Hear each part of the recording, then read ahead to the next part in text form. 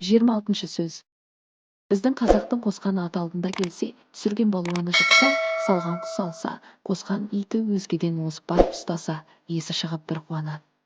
Білмеймін, содан артық қуанышы бар ма екен? Әй, жоқ та шығар.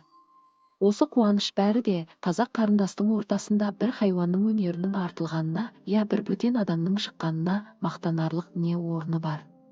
Ол озған, алған, шыққан өзі емес, яки баласы емес. Мұның бәрі қазақтың қазақтан басқа жауы жоқ, биттей нәрсені бір үлкен іс қылған кісідей қуанған болып, ана өзгелерді ызаландырсам екен деме. Біреуді ызаландырмақ шариғатта харам, шаруаға залал, ақылға теріс. Әншейін біреуді ыза қылмақтың несін дәулет біліп қуанады екен. Жә, болмаса ана ыза болушы соншалық неге жер болып қалады екен. Жүйрік ат кейде ол елде, кейде бұл елде болатұғын нәрсе. Қыран құста, жүйрік итте кейде оның қолына, кейде мұның қолына түсетұғын нәрсе. Күшті жігітте үнемі бір елден шығамы. Кейде ана елден, кейде мына елден шығады. Оның бәрін адам өз өнеріменен жасаған жоқ. Бір озған, бір шыққан үнемі озып, үнемі жығып жүрмейді. Соның бәрін де біле тұра, жерге кіргендей болып, я бір арандығы, жамандығы шыққанда несіне ұялып, қорланады екен.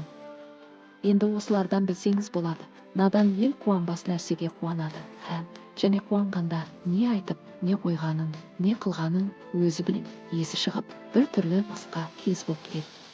Ұялғандары ұялмас нәрседен ұялады, ұяларлық нәрседен ұялмайды. Мұның бәрі надандық, ақымақтықтың әсері. Бұларын айтсаң, кейбіреуі рас деп ұйған болады. Оған нанба, ертең ол да әлгілердің бірі болып кетеді.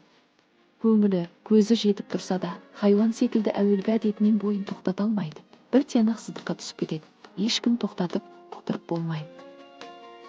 Не жаманшылық болса да бір әдет етсе, таза ол әдетінен еріксіз қорыққанда, я өлгенде тоқтайды. Болмаса ақылына жеңгізіп, оның теріс екен деп біліп, ойланып өздігінен тоқтаған адамды көрмес.